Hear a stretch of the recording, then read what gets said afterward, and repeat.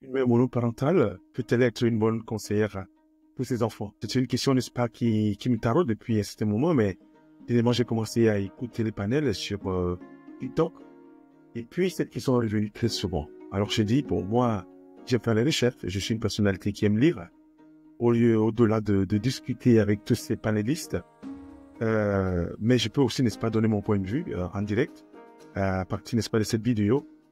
Cette question elle est très importante parce que j'ai réalisé quand j'écoute les panélistes, certains, alors, pour eux, une maman qui a divorcé, voilà, qui est monoparentale, ne peut pas, en aucun cas, elle ne peut, voilà, bien élever ses enfants, leur donner de bonnes directives, leur donner du leadership, parce que très souvent, la manière que certaines personnes lisent, n'est-ce pas, les mêmes monoparentales, c'est très culturel. On dirait que les femmes, dans le monde entier sont méchantes, elles sont des personnalités qu'on ne doit pas aimer, ou qui n'ont pas d'été, voilà, à la place de la maison un savon là-dedans.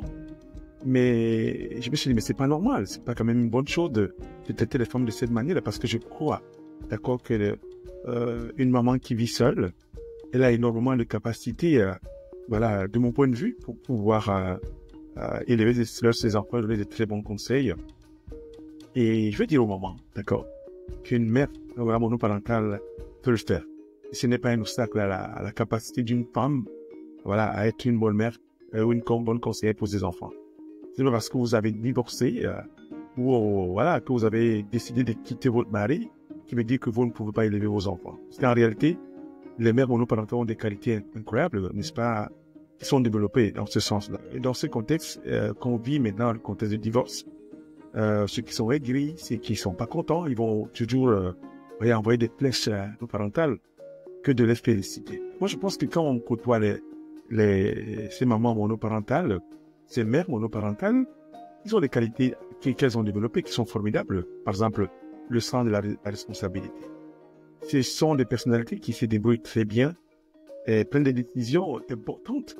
Et je dirais même toutes des solutions qui sont parfois très créatives pour surmonter tous ces obstacles, les obstacles émotionnels, les obstacles, je dis, psychologiques, les obstacles aussi de quand dit-on, voilà, qu'est-ce que les gens pensent de moi.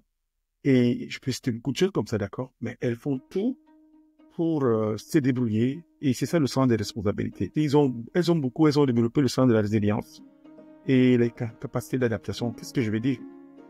Parce qu'il y a donc beaucoup de défis, hein.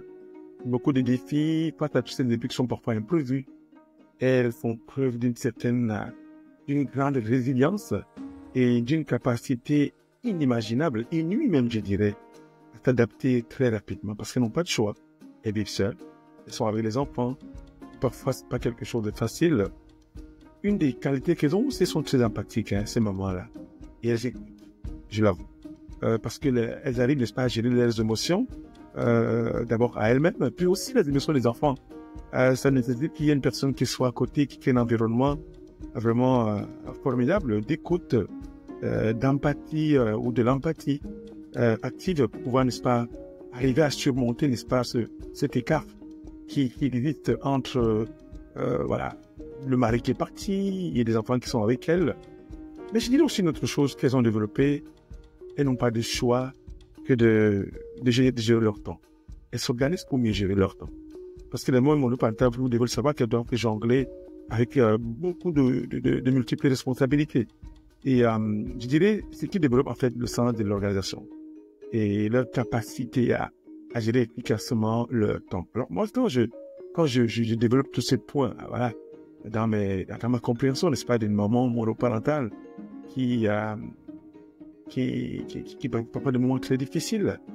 Mais c'est génial de voir ça, qu'elles ont autant de capacités de pouvoir se ressaisir ou bien de saisir du problème et d'arriver à surmonter tous les obstacles qui sont là, parce que ce n'est pas du tout facile. Et je vous l'avoue, ces qualités sont essentielles pour une bonne conseillère, d'accord? Et qu'est-ce que je veux dire par ça? Parce que la première chose, les qualités qui sont essentielles pour une bonne conseillère, c'est aussi la capacité de comprendre et de soutenir les autres. Elles ont ces capacités-là. Elles ont de l'empathie, comme je l'ai dit avant, et savent écouter. Et ça permet aux enfants, n'est-ce pas, et avec les mères monoparentales, de créer une relation de confiance avec leurs enfants. Et c'est incroyable, je vous assure, c'est magnifique. Et le sens de l'organisation revient très souvent à la planification, Parce qu'une bonne conseillère doit toujours être capable de gérer son temps. Et voilà aussi des périodes parfois qui, n'est-ce pas, assez difficiles parce qu'il y a beaucoup de semaines d'une façon très efficace. Il faut aussi, n'est-ce pas, ils ont cette capacité de résoudre beaucoup de problèmes parce que la débrouillardise et la résilience sont les atouts pour aider, d'accord, les enfants à surmonter beaucoup de difficultés. Je parle de ça de la responsabilité et de l'éthique même, je dirais. Une bonne conseillère doit être digne de confiance et agir dans les intérêts, n'est-ce pas, dans l'intérêt de ses enfants. Mais quand même, je le note, hein, très rapidement, quelques conseils, 5 conseils. Alors pour vous, aider à être le parent monoparental idéal, qui est un parent idéal, pas du tout parce qu'il n'y a pas une recette magique, hein, mais j'ai quand même, n'est-ce pas, noté quelques points. Comment être, voilà, aider à être un parent, ou bien comment être un parent, n'est-ce pas, monoparental idéal. C'est une façon de dire, mais je dis bien, voilà. Et la première chose, c'est qu'il faut que vous devez prioriser, n'est-ce pas, la communication ouverte. Ça veut dire que dans votre environnement dans lequel vous vivez, avec les enfants, il faut que les enfants se sentent à l'aise de pouvoir partager, n'est-ce pas, leurs sentiments, leurs ressentis, je dirais aussi, n'est-ce pas, leurs pensées, et écouter activement et valider, n'est-ce pas, leurs émotions, même si vous ne les comprenez pas toujours. D'accord? Soyez honnête. Je pense que c'est bon d'être honnête, transparent, créer, voilà, dans beaucoup de choses, être transparent dans beaucoup de situations, mais surtout, je dirais même créer un dialogue, voilà, qui va exister entre vous les enfants, en adaptant, n'est-ce pas, votre discours à l'âge de vos enfants. Le deuxième conseil que, n'est-ce pas, je donne aussi par rapport à ça, c'est savoir établir une routine stable, parce que les enfants s'épanouissent toujours dans un environnement qui est parfois prévisible. Mettez en place quand même quelques horaires, des horaires réguliers pour les repas par exemple, les devoirs, les activités avant le coucher, ça fait du bien. Impliquez vos enfants, s'il vous plaît, dans l'établissement de la routine pour qu'ils se sentent investis et ainsi, vous aurez aussi assez du temps pour pouvoir vous reposer, surtout s'ils sont grands. Et le troisième point, prenez soin de vous, toujours. Parce que même si l'homme en général, je veux dire l'homme en général, a tendance à prendre soin des autres tout le temps. Mais on s'oublie. Prenez soin de vous. Parce qu'il est très essentiel, d'accord, de prendre du temps pour vous-même aussi. Et cela peut sembler parfois très difficile. Mais vous en avez besoin parce que le corps se fatigue. Le stress est là. Le poids des responsabilités n'est pas payé sur vous. Alors, ce qui est aussi bien, c'est de trouver quelques activités que vous pouvez faire. Des exercices, par exemple, marcher, lire au gym, c'est possible, courir, passer du temps avec des amis, parce que ça fait toujours du bien, d'accord? Quand on passe du temps avec des amis, on peut partager avec des amis monoparentaux ou monoparentales. On peut partager, mais c'est pas la lourdeur de ce qu'on vit ou bien les situations compliquées. Peut-être on peut aussi se faire écouter par quelqu'un. N'hésitez pas à demander de l'aide à votre famille. Ce n'est pas une honte de demander de l'aide à vos amis, à vos collègues de travail ou bien à votre groupe de soutien. Ça fait tellement du bien, d'accord? Mais n'oubliez pas une chose qui est très importante. Quand on est une maman monoparentale, il faut toujours, constamment cultiver, je dirais, un réseau de soutien. Qu'est-ce que je veux dire?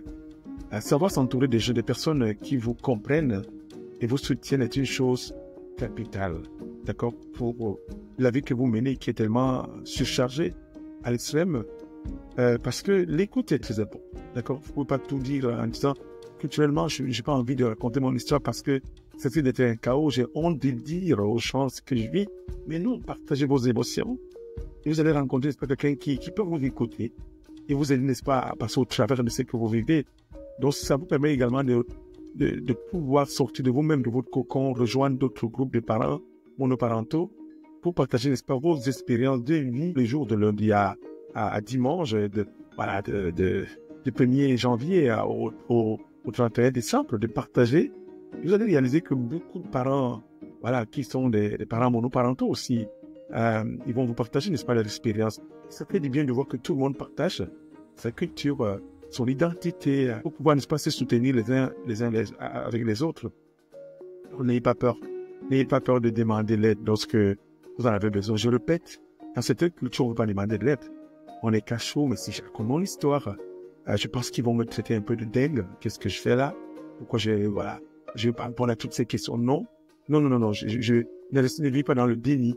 Ne dites pas que vous pouvez régler tous les problèmes du monde. Non. Vous devez parler avec quelqu'un. Voilà.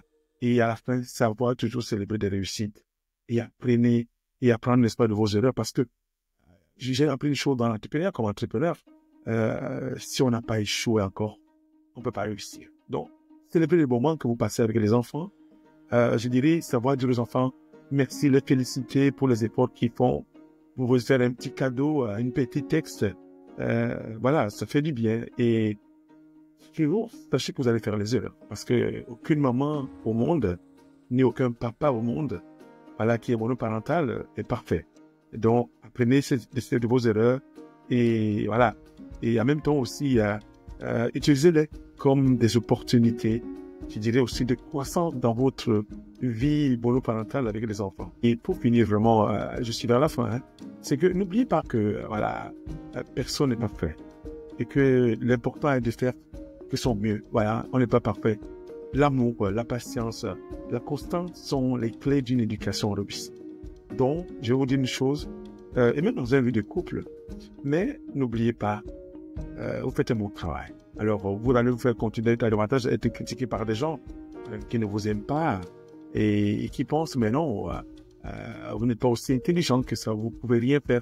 C'est des stigmates, mais tenez pas compte de ces stigmates parce qu'ils ne vous connaissent pas. Voilà.